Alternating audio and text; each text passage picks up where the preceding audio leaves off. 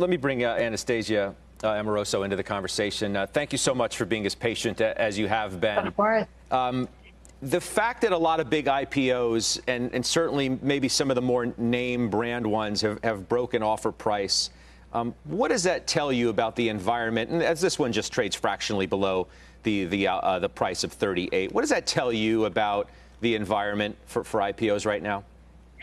Yeah, look, this is a red hot environment for IPOs. And I want to comment a little bit on some of the stuff that has been said about valuations. And I'll talk about the broader environment, too.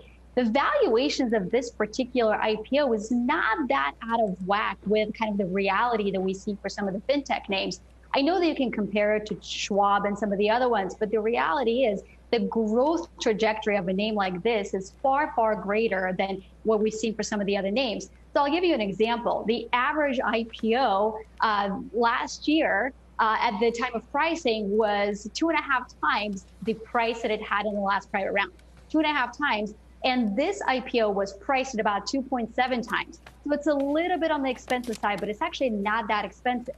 And if you look at it in terms of the multiple of revenues on this particular company, it's about 25 times, which is, once again, it's a little bit high. But given how much interest there is in fintech names, it doesn't surprise me.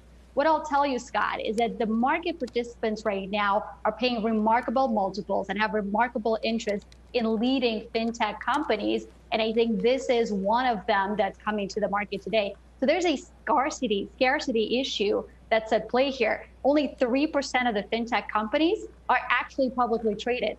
And the fact that this one is yet another one to join that very small group, I think that's providing some of the investor support. But obviously, all the other issues that are raised with the committee are, valid, so they need to be part of the equation. But the bottom line is, I think this IPO strength that we've seen in the market is just going to continue because the markets generally, the public markets, are rewarding the private companies with rich multiples.